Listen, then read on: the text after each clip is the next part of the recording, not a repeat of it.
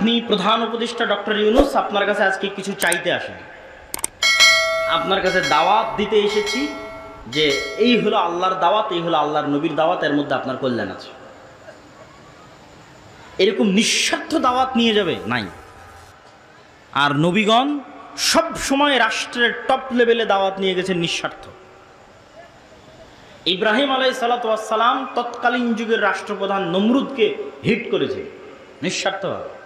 নমরুদের কাছে ইব্রাহিম আলাইহিস সালামের কোনো চাওয়া পাওয়া ছিল না।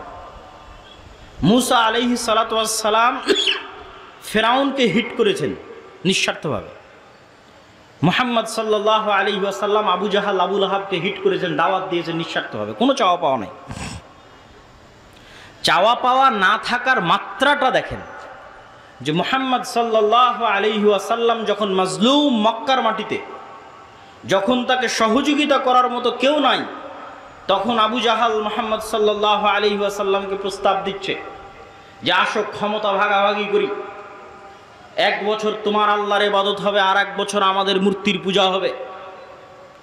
1 বছর তোমার ইসলামের আইন অনুযায়ী দেশ চলবে, আর 1 বছর আমরা আমাদের মতো দেশ চালাবো। রাসূলুল্লাহ সাল্লাল্লাহু আলাইহি ওয়াসাল্লাম সেই দিন কি বলেছিলেন? লাকুম দীনুকুম ওয়ালিয়া দীন, লা আ'বুদু মা তা'বুদুন। স্পষ্ট কথা, কাফারনা বিকুম, এগুলো এক একটা কোরআনের আয়াত। কি বললেন? তোমাদের দিন তোমরা পালন করো, আমাদের দিন আমাকে আমার মতো পালন করতে দাও। তোমরা যার ইবাদত করো আমি তার ইবাদত করতে পারবো না। কাফারনা বিকুম, তোমরা যার ইবাদত করো তাদের সাথে আমরা কুফরি করলাম। কত শক্ত কথা। ওয়াজতানিবুত তাগুত বলা আছে যে তাগুতকে অস্বীকার করতে হবে। তো তোমরা যার ইবাদত করো, যেই মূর্তির যেই শিরক করো, ওই শিরকের সাথে ওই মূর্তির সাথে আমরা কুফরি করলাম। কাফার না, অস্বীকার করলাম। আপোষের তো কোনো প্রশ্নই আসে না। এইরকম নিঃস্বার্থ দাওয়াত আলেম ওলামাগণ, ইসলামী দল, ইসলামী সংগঠন নিঃস্বার্থভাবে নিয়ে যাবে, এটা হয়ে ওঠেনি। তাহলে 1 নাম্বার হচ্ছে ব্যাপক দাওয়াতি কাজ করতে হবে, কিন্তু নিঃস্বার্থভাবে, ইখলাসের সাথে, ভালো ব্যবহারের সাথে, সবরের সাথে। 900 বছর দাওয়াত দিয়েছে নূহ আলাইহিস সালাতু ওয়াস সালাম। আমরা 16 বছরই ক্লান্ত হয়ে গেছি। দাওয়াত দিতে হবে। 2 নাম্বার কাজ কি? 2 নাম্বার কাজ হচ্ছে সমাজ এবং দেশের মানুষের সাথে সম্পৃক্ত থাকতে হবে। আজকে আলেম ওলামা, মসজিদ মাদ্রাসা, সমাজ বিচ্ছিন্ন, ডিসকানেক্টেড ফ্রম দ্য সোসাইটি। সমাজের সাথে তাদের কোনো কানেকশন নাই। আমাদের কাজ কি? আমরা ঘরে বসে বই লিখব, গবেষণা করব, ক্যামেরার সামনে একটা ভিডিও রেকর্ড করব, অনলাইনে কোর্স পরিচালনা করব, বিশ্ববিদ্যালয় মাদ্রাসায় টিচারি করব। সমাজ আর দেশ জান্নাতে গেল কি জাহান্নামে গেল দেখে লাভ নাই। অথচ আমাদের নবী মুহাম্মদ সাল্লাল্লাহু আলাইহি ওয়াসাল্লাম না বই লেখা জানতেন, না বই পড়া জানতেন। তাহলে আমার নবী গবেষকও ছিলেন না, আমার নবী লেখকও ছিলেন না, আর আমার নবী পিএইচডি ডিগ্রিধারীও ছিলেন না, আর আমার নবী কোনো বিশ্ববিদ্যালয় মাদ্রাসায় চাকরিও করতেন না। তাহলে তিনি আল্লাহর কাছ থেকে জ্ঞান নিয়ে, মানে কোরআন শিখে 5 ওয়াক্ত সালাত আদায় বাদে বাকি সময় মানুষের পিছনে দিতেন। কার বাড়িতে কে মরলো, কার মেয়ের বিয়ে, তো কে কষ্টে আছে, কার বাড়িতে খাবার নাই, কে ঋণগ্রস্ত আছে, মানুষের দুঃখ কষ্টের ভাগিদার এবং ভাগ বাটোয়ারার অংশীদার ছিল। মদিনা এবং মক্কায় বসবাসরত কোনো মানুষ মনে করবে যে আজকে সে বিপদগ্রস্ত আছে আর তার পাশে দাঁড়ানোর মতো মুহাম্মদ সাল্লাল্লাহু আলাইহি ওয়াসাল্লাম নাই, এটা অসম্ভব। তিনি সমাজের মানুষের সাথে ফুললি কানেক্টেড ছিলেন। আপনি সমাজ বিচ্ছিন্ন হয়ে কখনোই ইসলাম প্রতিষ্ঠা করতে পারবেন না। আর ইসলাম 4 দেওয়ালের মধ্যে, মসজিদের 4 দেওয়ালের মধ্যে সীমাবদ্ধ থাকার জিনিসও নয়। ইসলামকে রিপ্রেজেন্ট করতে হবে। আপনাকে ইসলামের প্রতিনিধি হিসেবে সমাজের মানুষের সাথে কানেক্টেড হতে হবে, যে ইসলাম কত সুন্দর, এই মানুষের সাথে উঠা বসা করে দেখো কত সুন্দর। এই ইসলামের প্রতিনিধি, এর সাথে কথা বলে দেখো ইসলাম কত সুন্দর। আজকে আফগানিস্তানে যারা ক্ষমতায় এসেছে তাদের আকীদা নিয়ে সমালোচনা হতে পারে, তাদের বিশ্বাস নিয়ে ফতোয়া ফারাইজ মাসলা মাসাইল নিয়ে মতভেদ থাকতে পারে, কিন্তু 2টা পয়েন্টে কোনো আফগানিও দ্বিমত করবে না যে তারা সত্যবাদী, ন্যায়পরায়ণ। কোথাও একটা টাকা দুর্নীতি হবে, এটি তাদের দ্বারা বরদাস্ত করা সম্ভব না। তো তারা এই জায়গায় এসেছে কিভাবে? সমাজের মানুষের সাথে সম্পৃক্ত থেকে, সমাজের মানুষের দুঃখ কষ্টের অনুভূতির অংশীদার হয়ে, সমাজের মানুষের দায়িত্ব নিয়ে। যখন রাশিয়ার সাথে যুদ্ধের পর গোটা আফগানিস্তানে গৃহযুদ্ধ, কোনো ল অ্যান্ড অর্ডার নাই, যেমন আমাদের দেশে 3 দিন কোনো সরকার ছিল না, এরকম ল অ্যান্ড অর্ডার বিহীন অবস্থায় খুন, চুরি, রাহাজানি, ধর্ষণ একাকার। তখন এক মাদ্রাসার ছাত্ররা বের হয়ে এক জায়গায় ধর্ষকের শাস্তি প্রকাশ্যে বাস্তবায়ন করে দিয়েছে। তখন মানুষজন কি দেখলো? যে এরা তো ন্যায়পরায়ণতা প্রতিষ্ঠা করতে জানে, এদের কাছেই তো আমাদের জানমাল নিরাপদ, আমাদের ধন সম্পদ নিরাপদ, আমাদের পরিবার পরিজন নিরাপদ। আমরা কি চাই? নিরাপত্তা চাই, শান্তি চাই। তো ওই নিরাপত্তা, ওই শান্তির গ্যারেন্টি বাংলাদেশে বসবাসরত ইসলামের যারা রিপ্রেজেন্টার, ইসলামকে যারা প্রতিনিধিত্ব করে, তারা দিতে পেরেছে কিনা? তারা তাদের ন্যায়পরায়ণতা, সত্যবাদিতা দিয়ে সেটা ফুটে তুলে ধরতে পেরেছে কিনা? অতএব আপনাদেরকে সমাজের সাথে কানেক্টেড থাকতে হবে। তাহলে 1 নাম্বার বললাম ব্যাপক দাওয়াতি কাজ করতে হবে, 2 নাম্বার বললাম সমাজের সাথে সম্পৃক্ত থাকতে হবে, 3 নাম্বার শক্তিশালী প্রতিষ্ঠান তৈরি করতে হবে। এবার আসবে আপনাদের গণতান্ত্রিক রাজনীতির উত্তর। শক্তিশালী প্রতিষ্ঠান মানে কি? ইউরোপ, আমেরিকা এবং ইংল্যান্ডে গণতন্ত্র কেন টেকসই? ইংল্যান্ড এবং আমেরিকাতে প্রতিষ্ঠানগুলো পাওয়ারফুল, এই জন্য টেকসই। প্রতিষ্ঠান পাওয়ারফুল মানে পুলিশ বাহিনী স্বাধীন স্বতন্ত্র, বিচার বিভাগ স্বাধীন স্বতন্ত্র। ক্ষমতায় বাইডেন কি ট্রাম্প সেটা বিষয় নয়, পুলিশ তার মতো ফাংশন করে, বিচার বিভাগ তার মতো ফাংশন করে। কিন্তু আমাদের ভারত, পাকিস্তান, বাংলাদেশের প্রবণতা হচ্ছে যেই ক্ষমতায় আসে সে পুলিশ, আর্মি, বিচার বিভাগ সবগুলোকে নিজের পকেটের মধ্যে ঢুকিয়ে ফেলে। ফলত এখানে রাষ্ট্র প্রতিষ্ঠান দুর্বল হয়ে যায়, ফাংশন করে না। তো শক্তিশালী প্রতিষ্ঠান মুসলমানদের নাই। কোটি কোটি ভোটার আছে, কিন্তু এই কোটি কোটি ভোটারের প্রতিনিধিত্বকারী শক্তিশালী প্রতিষ্ঠান নাই। আপনি শক্তিশালী প্রতিষ্ঠানের, বেসরকারি শক্তিশালী প্রতিষ্ঠানের 2-1টা উদাহরণ নেন। যখন প্রধানমন্ত্রী হাসিনা বিদায় নিল, তখন অটোমেটিক ট্রানজিশন অফ পাওয়ার, পাওয়ারের হস্তান্তর, এটিই নিয়ম যে যখন রাষ্ট্র অকার্যকর তখন রাষ্ট্রে অবস্থানরত শক্তিশালী প্রতিষ্ঠানগুলোর কাছে ক্ষমতা চলে যায়। তো বাংলাদেশের সবচেয়ে শক্তিশালী প্রতিষ্ঠান হচ্ছে আর্মি।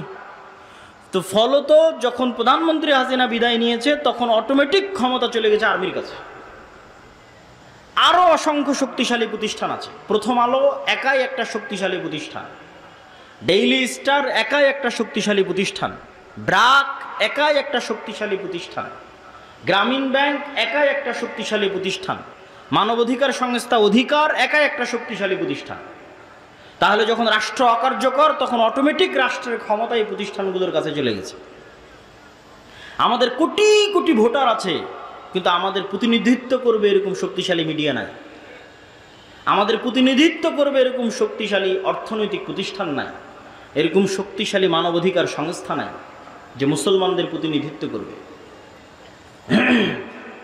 না হলে 5ই আগস্টের চাইতে সুবর্ণ সুযোগ মুসলমান বা ইসলাম ক্ষমতায় যাবে, এর যে সুবর্ণ সুযোগ অতীতেও কোনোদিন আসেনি, পরে আসাও কঠিন। তাহলে কেন পারেননি? কোটি কোটি ভোটার থাকার পরও কেন পারেননি? আপনাদের কারো, এত ইসলামী দলের, এত ইসলামী সংগঠনের কারো শক্তিশালী প্রতিষ্ঠান ছিল না। তাহলে কোটি কোটি ভোটার দিয়ে আপনি কি করবেন যদি শক্তিশালী প্রতিষ্ঠান না থাকে? এইরকম 5ই আগস্ট প্রত্যেক 20 বছর, 25 বছর, 30 বছর পর আসবে। কালকেই আপনাকে ভোট করে ক্ষমতায় যেতে হবে 5 বছরের জন্য, 3 বছরের জন্য, 4 বছরের জন্য। এটি স্বল্প মেয়াদী পরিকল্পনা। আপনি দীর্ঘমেয়াদে পরিকল্পনা করেন, 50 বছর পর, 100 বছর পর আপনি বাংলাদেশের মাটিতে ইসলামকে বিজয়ী দেখতে চান, তার জন্য কি করা লাগবে সেটা ভাবেন। কাল ক্ষমতায় চলে যাবে এই আকাশ কুসুম কল্পনা 100 বছর থেকে আমাদের হিস্ট্রি পড়া আছে ইসলামিক খেলাফার পতন থেকে নিয়ে 100 বছর পার হয়ে গেছে। একটা থিওরি পরীক্ষা করার জন্য 100 বছর যথেষ্ট। অ্যাজ এ থিওরি ডেমোক্রেসি ইসলাম প্রতিষ্ঠার মাধ্যম হিসেবে পৃথিবীতে এখন পর্যন্ত ব্যর্থ 100 বছর। তো 100 বছর যথেষ্ট। আমি যদি একটু বেশি করে বলি তাহলে অনেকেই কষ্ট পায়, তো একটু বেশি করে বলি, অত বেশি করে বলবো না, একটু বেশি করে বলি।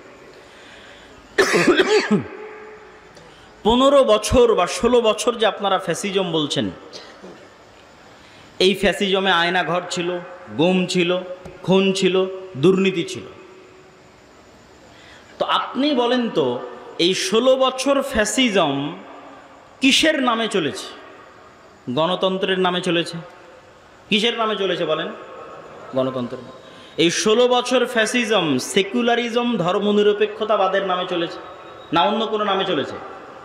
হ্যাঁ, ধর্ম যার যার, উৎসব সবার, এটা কিসের স্লোগান? সেকুলারিজমের স্লোগান না, ধর্মনিরপেক্ষতাবাদের স্লোগান।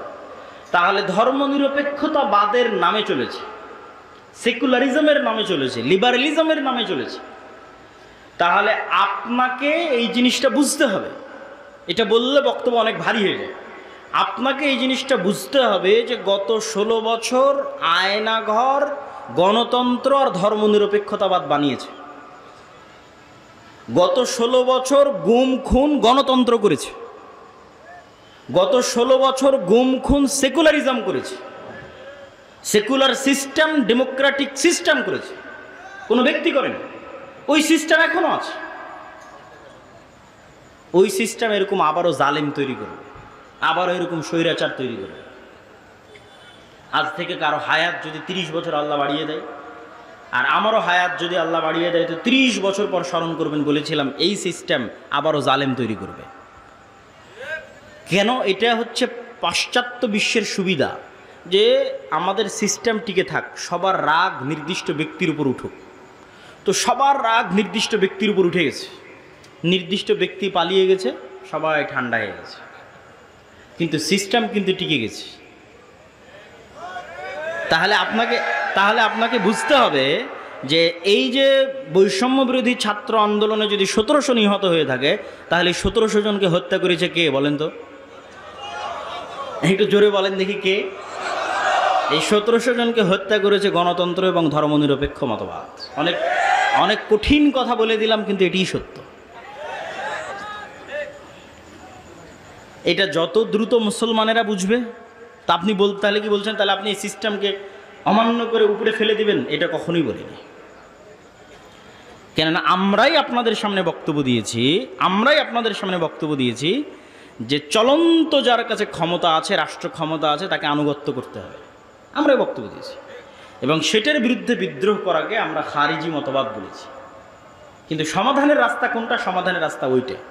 সেটা হচ্ছে মানুষ অবশ্যই বুঝবে যে এই সিস্টেম জালেম তৈরি করে, এই সিস্টেম স্বৈরাচার তৈরি করে, এই সিস্টেম দুর্নীতিবাজ তৈরি করে, এই সিস্টেম আমাদেরকে মাজলুম করে। কিন্তু এই সিস্টেমের বিরুদ্ধে শক্ত আওয়াজ তোলার জন্য আপনাদের প্রতিষ্ঠান লাগবে। এরকম 100 বছরও যদি রাজনীতি করেন, ভোট করেন, তো ওই পাওয়ার অর্জন করতে পারবেন না যেই পাওয়ার একটা প্রতিষ্ঠানের থাকে, শক্তিশালী প্রতিষ্ঠানের থাকে। সম্মানিত উপস্থিতি, তাহলে আপনাদেরকে দিক নির্দেশনামূলক কি বললাম? 1 নাম্বার বলেছি ব্যাপক দাওয়াতি কাজ করতে হবে। 2 নাম্বার বলেছি সমাজ এবং দেশের সাথে সম্পৃক্ত থাকতে হবে। 3 নাম্বার বলেছি শক্তিশালী প্রতিষ্ঠান তৈরি করতে হবে। 4 নাম্বার পয়েন্টটা আগে সংক্ষিপ্ত আলোচনা করেছি, একটু আলাদা পয়েন্ট আকারে এখন বলি। 4 নাম্বার পয়েন্ট হচ্ছে এখন আপনার কাছে যত ছোটোখাটো প্রতিষ্ঠান আছে, যত ছোটোখাটো মসজিদ আছে, মাদ্রাসা আছে, দল আছে, সংগঠন আছে, এগুলোতে ন্যায়পরায়ণতা, সত্যবাদিতা প্রতিষ্ঠা করে। যে কোনো একটা ছোট্ট মাদ্রাসায় ন্যায়পরায়ণতা, সত্যবাদিতা প্রতিষ্ঠা করেন, আল্লাহ কবুল করলে ওই মাদ্রাসা থেকে রাষ্ট্র ক্ষমতায় পৌঁছে দেবে। বেশি কিছু লাগবে না, এই 2টা গুণ লাগবে। একটা ছোট্ট সংগঠনের মধ্যেও যদি ন্যায়পরায়ণতা, সত্যবাদিতা প্রতিষ্ঠা হয়, আল্লাহ ওখান থেকেই রাষ্ট্র ক্ষমতায় পৌঁছে দেবে। কিন্তু সত্যবাদিতা এবং ন্যায়পরায়ণতা ছাড়া রাষ্ট্র ক্ষমতায় যাওয়ার জন্য আল্লাহ সুবহানাহু ওয়া তাআলার দয়ায় কোনো সুযোগ নেই।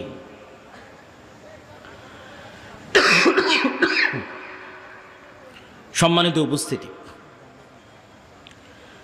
তাহলে আমরা আমাদের আলোচনার শেষের দিকে চলে আসি যে এই পরিবর্তিত পরিস্থিতিতে স্কুল কলেজ বিশ্ববিদ্যালয় সহ দেশব্যাপী যে দাওয়াতি কাজের পরিবেশ তৈরি হয়েছে, এই দাওয়াতি কাজের পরিবেশকে আল্লাহর পক্ষ থেকে নিয়ামত মনে করতে হবে, আল্লাহর পক্ষ থেকে দয়া মনে করতে হবে।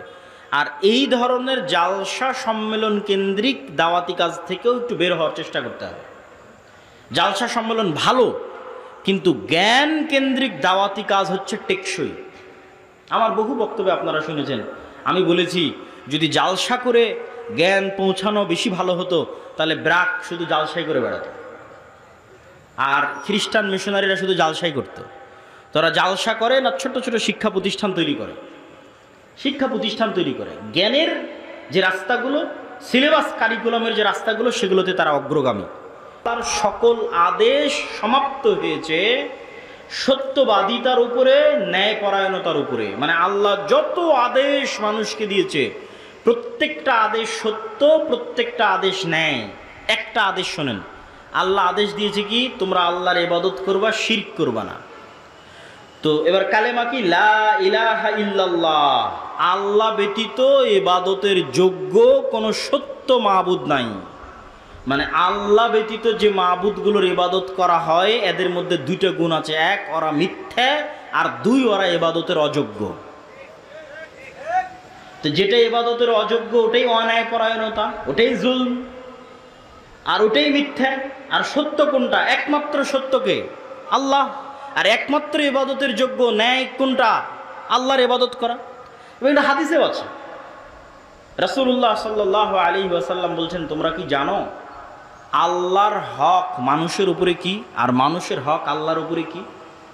তো আল্লাহর হক মানুষের উপর হচ্ছে যে মানুষ ন্যায়পরায়ণ হবে আল্লাহর সাথে, যে ইবাদত আল্লাহ ব্যতীত অন্য কারো করবে না। এটা আল্লাহর সাথে ন্যায়পরায়ণতা, এটা আল্লাহর সাথে সত্যবাদিতা। এরকম করে ধরে ধরে ইসলামের প্রত্যেকটা হুকুমের মধ্যে সত্য আছে, ন্যায় আছে। সম্মানিত উপস্থিতি, তো আপনাকে আগে বুঝতে হবে যে ইসলামী রাষ্ট্র ব্যবস্থা মানে কি। ইসলামী রাষ্ট্র ব্যবস্থায় আপনার কি উপকার আছে, আপনার কি কল্যাণ আছে। ইসলামী রাষ্ট্র ব্যবস্থায় আপনার 6টা মৌলিক অধিকার সংরক্ষিত হবে। 5টা মৌলিক অধিকার দিয়েছে জাতিসংঘ, আর ইসলাম দিয়েছে 6টা মৌলিক অধিকার। অন্ন, বস্ত্র, শিক্ষা, স্বাস্থ্য, বাসস্থান, এগুলোর কথা তো আমরা জানি।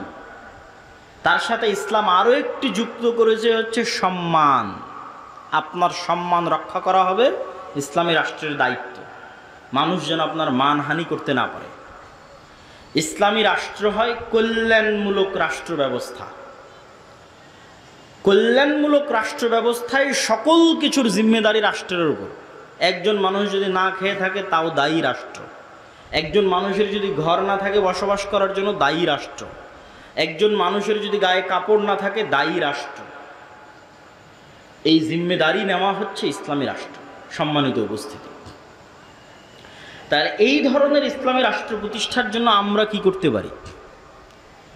আমরা কি তাহলে ভোটের রাজনীতিতে অংশগ্রহণের মাধ্যমে ইসলামী রাষ্ট্র প্রতিষ্ঠা করব? কেউ কেউ বলতে পারে, হ্যাঁ, আমি তাদের সাথে দ্বিমত করছি বা তার বিরোধিতা করছি, এটা নয়। আমি যুক্তির আলোকে আপনাকে পরামর্শ দিতে চাই যে আমাদের করণীয় কি, করা উচিত কি। 1 নাম্বার করণীয়, এই রকম পরিস্থিতিতে, যেই পরিস্থিতিতে আমরা আছি, দাওয়াতি কাজ। আপনি বলবেন, আপনাদের কথা শুরু হলেই বলেন দাওয়াতি কাজ। আর কত দাওয়াতি কাজ? কুনতুম খায়রা উম্মাতিন উখরিজাত লিন-নাস তা'মুরুনা বিল মা'রুফ ওয়া তানহাউনা আনিল মুনকার। এই উম্মতে যেহেতু আর কোনো নবী আসবেন না, সেহেতু প্রত্যেক যুগে মানুষকে হেদায়েত করার জন্য দাওয়াত দিবে এই উম্মতের লোকেরাই। বানু ইসরাইলে প্রতি যুগে নবী প্রেরিত হতো মানুষকে দাওয়াত দেওয়ার জন্য, আর এই উম্মতে কোনো নবী আসবে না, তো দাওয়াত দিবে এই উম্মতের লোকেরাই। এখন যদি এখানে কোনো নবী আসতেন, তাহলে তিনি কি করতেন? আগে কি দিতেন? আগে দাওয়াত দিতেন। আগে কি দিতেন? দাওয়াত দিতেন। এখন যদি বাংলাদেশে কোনো নবী প্রেরিত হতেন, তাহলে তিনি দাওয়াত দিতেন। তো যেহেতু নবী প্রেরিত হবেন না, তো দাওয়াতি কাজ অতীতেও ছিল, আজও থাকবে, ভবিষ্যতেও থাকবে। দাওয়াতি কাজে আমরা সফল নই কেন?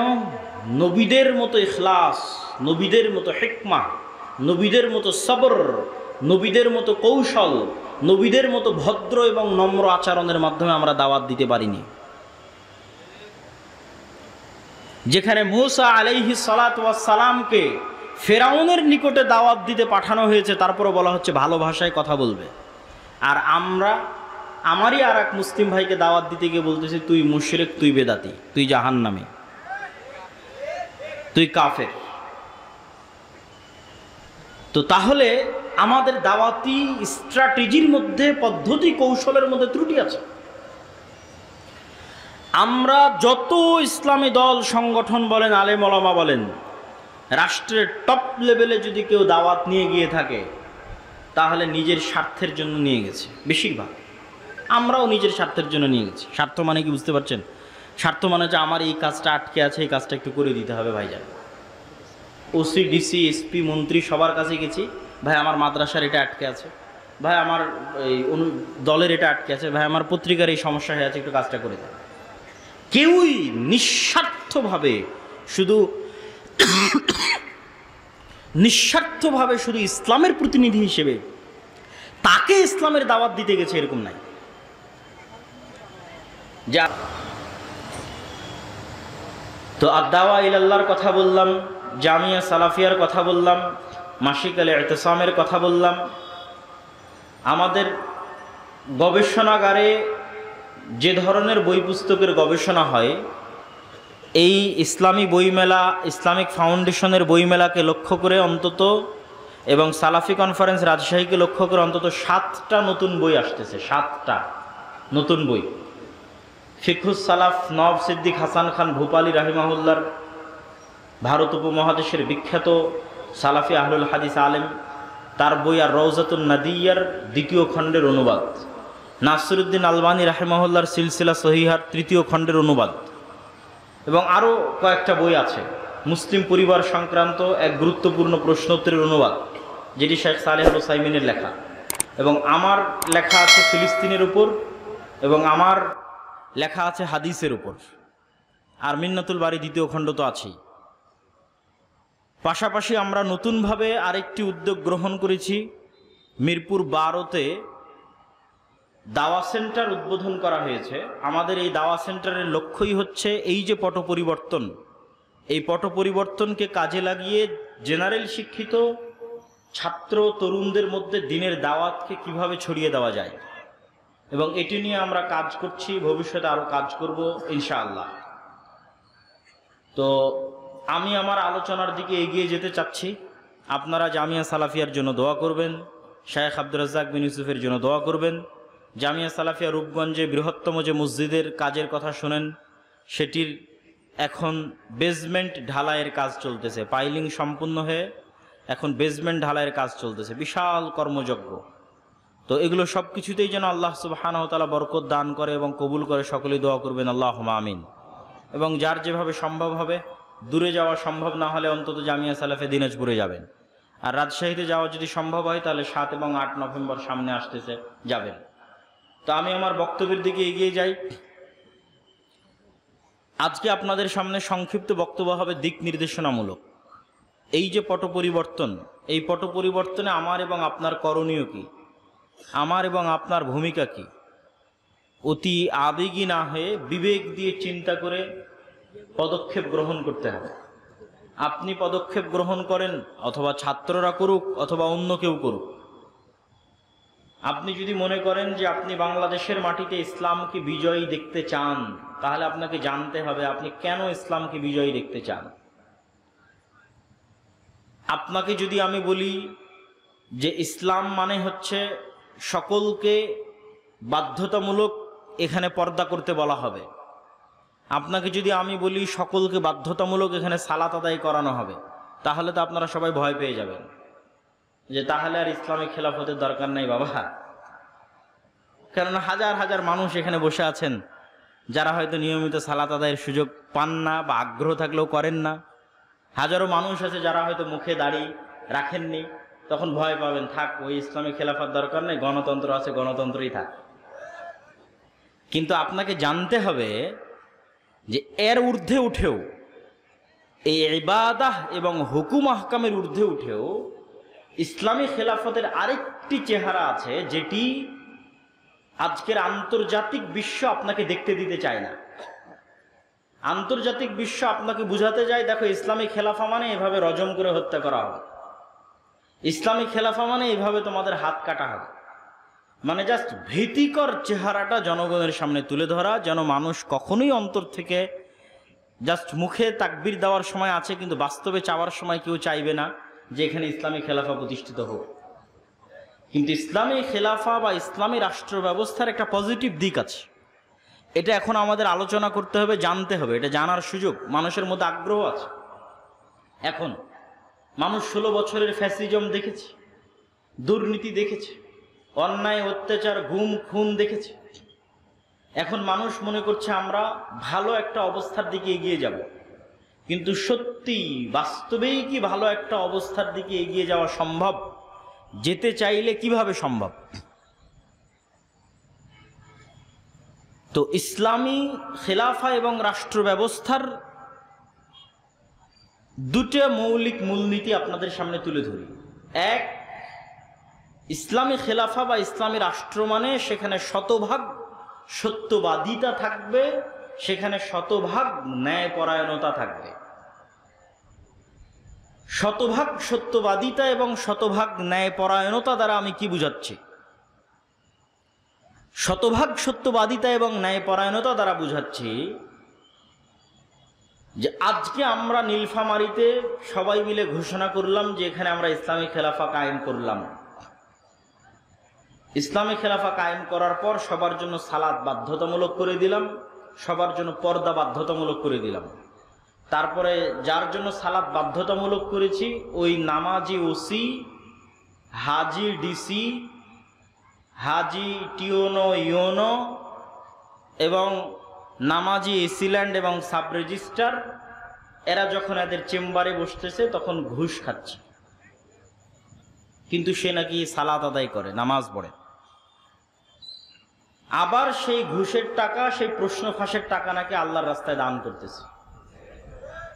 অনেক বড় দানবীর হিসেবে বড় বড় জালসা সম্মেলনে প্রধান অতিথি, বিশেষ অতিথি হিসেবে আমন্ত্রিত হচ্ছে। আপনি দেখান গত 16 বছরের কোন রাজনৈতিক নেতা, কোন ওসি ডিসি এসপি এমন নাই যে কোনো না কোনো মাদ্রাসা, কোনো না কোনো মসজিদ, কোনো না কোনো জালসা, কোনো না কোনো ইসলামী সম্মেলনের সাথে জড়িত ছিল না? বের করেন। তাহলে তারা ইসলামের আসল অর্থটা বুঝতে পারেনি। এবং যে বুঝতে পারে যে ইসলামের আসল অর্থ কি, সে বলবে এগুলো গণতন্ত্র, সমাজতন্ত্র, এগুলোর দরকার নাই, রাষ্ট্র ক্ষমতা ইসলামকে যেতে দাও, শতভাগ বলবে। কেননা ইসলাম আসলে সর্বপ্রথম আপনারা যারা মাজলুম আছেন, অফিস আদালতে ঘুষ ছাড়া কাজ হয় না, টাকা ছাড়া চাকরি হয় না, বাংলাদেশের কোনো রাজনৈতিক দল এগুলো বন্ধ করতে পারবে না, গণতন্ত্র দিয়ে এগুলো বন্ধ করা সম্ভব নয়। একমাত্র ইসলামই পারবে আপনার যে ন্যায্য অধিকার আছে সেটি আপনাকে ফিরিয়ে দিতে। রাষ্ট্রের যত নাগরিক সুযোগ সুবিধা আছে সমানভাবে প্রত্যেক নাগরিককে সেই সুযোগ সুবিধা প্রদান করা মানে ইসলামের রাষ্ট্র প্রতিষ্ঠা করা,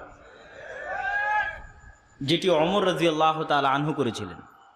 এটা ইসলামী রাষ্ট্রের সবচেয়ে ভালো দিক, কিন্তু সেটিকে আমাদের চোখের সামনে আনতে দেওয়া হয় না। এবং আলেম ওলামা, মসজিদ মাদ্রাসা, ইসলামী দল, ইসলামী সংগঠন, তারাও এই বিষয়টার প্রতি ফোকাস করে না। কেন তারা এই বিষয়টার প্রতি ফোকাস করে না? আমার এই বক্তব্য নিয়ে কিছু সমালোচনাও হয়েছে। আমি সত্যবাদিতা এবং ন্যায়পরায়ণতা দ্বারা এইটি বলছি না যে যে ব্যক্তির মধ্যে তাওহীদ আছে কিন্তু সে সত্যবাদী নয়, ন্যায়পরায়ণ নয়, সে জান্নাতে যাবে না, এ কথা আমি বলছি না। যার অন্তরে তাওহীদ আছে, যে সালাত আদায় করে, সে যদি মিথ্যুক হয়, অন্যায়পরায়ণ হয়, আর আল্লাহর কাছে ক্ষমা চেয়ে নেয়, মানুষের সাথে অন্যায় করে মানুষের কাছ থেকে ক্ষমা চেয়ে নেয়, মানুষ যদি ক্ষমা করে দেয়, তো আল্লাহ সুবহানাহু ওয়া তাআলা তাকে জান্নাতে দিবেন। কিন্তু আমি যেটা বলতে চাচ্ছি সেটি হচ্ছে, সালাত যে ব্যক্তি আদায় করে, যার আকীদা বিশুদ্ধ, কিন্তু তারপরেও সে সত্যবাদী নয়, সে তার প্রতিষ্ঠান, ইসলামী দল, সংগঠন, মসজিদ, মাদ্রাসা, ব্যক্তি, পরিবারে ন্যায়পরায়ণ নয়, তাকে আল্লাহ জান্নাতে দিলেও কোনোদিন রাষ্ট্র ক্ষমতা দিবেন না। রাষ্ট্র ক্ষমতায় যেতে পারবেন না, নেতা হতে পারবেন না। এই জন্য আল্লাহ সুবহানাহু ওয়া তাআলা যত নবী রাসূল পাঠিয়েছেন, সকল নবী রাসূলকে সত্যবাদী, ন্যায়পরায়ণ করে পাঠিয়েছেন। কেন? তাকে তো নেতা হতে হবে। আমার নবী মুহাম্মদ সাল্লাল্লাহু আলাইহি ওয়াসাল্লাম যদি আবু সুফিয়ানের সাথে কখনো মিথ্যা বলতেন, যদি আবু সুফিয়ান রাদিয়াল্লাহু তাআলা আনহুর প্রতি চুল পরিমাণ কোনো জুলম বা অন্যায় করতেন, তাহলে আবু সুফিয়ান রাদিয়াল্লাহু তাআলা আনহু তার নেতৃত্ব মেনে নিতেন না, আর আল্লাহর নবী নিজেও নেতৃত্ব প্রদানে অযোগ্য বলে বিবেচিত হতেন।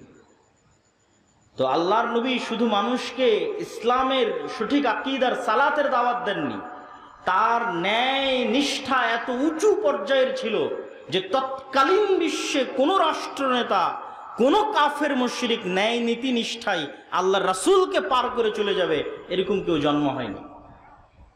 ফলত সবার মাথা তার সামনে নত থাকতো। মাথা নত থাকতো তার ইসলামের দাওয়াতের কারণে নয়, তার ব্যক্তিগত চরিত্রের কারণে। যে মানুষ মিথ্যা বলে না, কারো প্রতি অন্যায় করে না, তার সামনে যদি মাথা নত না থাকে তো কার সামনে মাথা নত থাকবে? আর আল্লাহ সুবহানাহু ওয়া তাআলা যে পুরো পৃথিবী পরিচালনা করছেন, আল্লাহ কি বলেছেন? কুলিল্লাহুম্মা মালিকাল মুলকি তুতিল মুলকা মান তাশা। আল্লাহ হচ্ছে সকল রাজত্বের মালিক। যাকে ইচ্ছা তাকে ক্ষমতা দেন, আর যাকে ইচ্ছা তার কাছ থেকে ক্ষমতা নেন। এটা অনুবাদ নয়। অনুবাদ হচ্ছে যাকে ইচ্ছা তার কাছ থেকে ক্ষমতা ছিনিয়ে নেন। নাজা, গরম লোহার উপর যদি পশমের কোনো একটা কাপড় বসান, যে গরম লোহাকে যদি টানেন তাহলে পশমের কাপড়ের যেমন ছাল বাকলা ছিলে বেড়ে আসে, আল্লাহ এইভাবে রাষ্ট্র ক্ষমতা ছিনিয়ে নেয়। 36 দিনের আন্দোলন দেখেন কিভাবে আল্লাহ রাষ্ট্র ক্ষমতা একদম কেড়ে ছিনিয়ে নিয়ে একদম ধ্বংসের অতল গহ্বরে নিক্ষেপ করে দিলেন। আল্লাহ বলেছে আমি রাষ্ট্র ক্ষমতা ছিনিয়ে নেই। তাহলে আসল ক্ষমতা কার কাছে ছিল? আল্লাহর কাছে ছিল। আর শেখ হাসিনার কাছে ক্ষমতা ছিল অস্থায়ী, এখন যে এসেছে তার কাছেও অস্থায়ী, 50 বছর পর যে আসবে তার কাছেও অস্থায়ী, 1000 বছর পূর্বে যে এসেছিল তার কাছেও অস্থায়ী, কিয়ামত পর্যন্ত যারা আসবে তাদের কাছেও অস্থায়ী। তাহলে স্থায়ী ক্ষমতার মালিক কে? আল্লাহ। এখন আল্লাহ এই পুরো পৃথিবী পরিচালনা করেন নিপুণ নিখুঁত মানদণ্ডে। আল্লাহ মানুষকে চ্যালেঞ্জ করেছেন যে তোমরা আসমানের দিকে তাকাও, তোমরা কি আসমানে কোনো ত্রুটি দেখতে পাও আমার সৃষ্টিতে? আপনি নিজে কিনে গবেষণা করেন যে আপনার সৃষ্টিতে আল্লাহর কোনো ত্রুটি আছে কিনা। নাক, হাত, পা, চোখ, মুখ এভাবে না রেখে অন্যভাবে রাখলে ভালো হতো। তো এই পুরো পৃথিবী আল্লাহ নিখুঁত নিপুণ মানদণ্ডে চালান। সূর্যের যেভাবে ওঠার কথা, চন্দ্রের যেভাবে ডুবার কথা, ফেরেশতাদের যেভাবে যান কবজ করার কথা, ফেরেশতাদের যেভাবে যান দেওয়ার কথা, নতুন বাচ্চা জন্মদানের কথা, যেখানে বৃষ্টি বর্ষণের কথা, যা যেভাবে আছে সেভাবে অত্যন্ত নিপুণ এবং নিখুঁতভাবে ন্যায়ের সাথে, সত্যবাদিতার সাথে পরিচালিত হয়। তাহলে আল্লাহ তার ক্ষমতা ব্যবহার করেন ন্যায়পরায়ণতার সাথে। এই জন্য আল্লাহ সবসময় নিজেকে কি বলেছেন কোরআনে দেখবেন, আল্লাহ সবসময় নিজেকে বলেছে আজিজুন হাকিম, আমি মহাপরাক্রমশালী তবে প্রজ্ঞাময়। দুটো একসাথে লাগানোর কারণ কি? আল্লাহ যদি বলতেন আমি শুধু মহাপরাক্রমশালী, তাহলে যাকে যা ইচ্ছা তখন তাকে তাই করে দিতাম। কিন্তু আমার ক্ষমতা আছে, কিন্তু আমি হাকিম, প্রজ্ঞাময়। এই জন্য যা করি ন্যায়ের সাথে করি, যা করি সত্যবাদিতার সাথে করি। তো এখন আপনি ইসলামের নামে, আল্লাহর নামে, আল্লাহর রাষ্ট্র ক্ষমতার অংশ আল্লাহর দয়ায় নিবেন। আল্লাহ আপনাকে দিবে রাষ্ট্র ক্ষমতা, কেননা স্থায়ী ক্ষমতার মালিক আল্লাহ। ইসলামের নামে নিবেন, আল্লাহর নামে নিবেন, আল্লাহ আপনাকে রাষ্ট্র ক্ষমতা দিবে। তো যেই আল্লাহ তার ক্ষমতা প্রয়োগ করতেছেন সত্যবাদিতার সাথে, ন্যায়পরায়ণতার সাথে, ওই দুটো গুণ যদি আপনার সাথে ম্যাচ না করে, খাপ না খায়, তাহলে আপনি আল্লাহর দয়ায় কোনোদিন আল্লাহর প্রদত্ত ক্ষমতা পাবেন না। এই জন্য আপনি যত মসজিদে যান, মাদ্রাসায় যান, ইসলামী দলে যান, ইসলামী সংগঠনে যান, যত বিভেদ আছে, যত গন্ডগোল আছে, হানাফি কি, আহলে হাদিস কি, যত মত পার্থক্য আছে, এই মত পার্থক্যগুলোর মূলে মাসালা মাসাইল এবং আকীদার যতটা না ভূমিকা আছে। ধরেন দেওবন্দীদের সবার আকীদা এক, তারপরেও শত শত দলে বিভক্ত হয়ে আছে, এক মাদ্রাসা ভেঙে আর এক মাদ্রাসা তৈরি হয়েছে। আহলে হাদিসদের সবার আকীদা এক, তারপরে এক মাদ্রাসা ভেঙে আর এক মাদ্রাসা হয়েছে, এক দল ভেঙে আর এক দল হয়েছে। এই যে আকীদা এবং মাসালা এক হওয়ার পরও যে বিভেদগুলো, এই বিভেদগুলোর মধ্যে ঢুকেন, এই প্রত্যেকটা বিভেদের মধ্যে কারণ আপনি আকীদা মাসালা পাবেন না, কারণ হচ্ছে অন্যায় পরায়ণতা এবং মিথ্যা। হয় যিনি দলের নেতা আমির তিনি অন্যায় পরায়ণ অথবা মিথ্যার আশ্রয় নিয়েছেন, অথবা যারা কর্মী মামুর তার অধীনস্থ তারা অন্যায় পরায়ণ মিথ্যার আশ্রয় নিয়েছে, মানুষের হক যথাযোগ্যভাবে বুঝিয়ে দিতে পারেনি, দায়িত্ব পালনে ন্যায় পরায়ণতা রক্ষা করতে পারেনি। তাহলে আমরা আমাদের এই ছোট ছোট প্রতিষ্ঠানে ছোট ছোট গণ্ডির মধ্যে আমি ন্যায়ভাবে শাসন করতে পারছি না, সত্যবাদিতার সাথে শাসন করতে পারছি না, তাহলে আল্লাহ কিভাবে আমাকে বিশাল রাষ্ট্রের দায়িত্ব দিবেন? এটা অসম্ভব।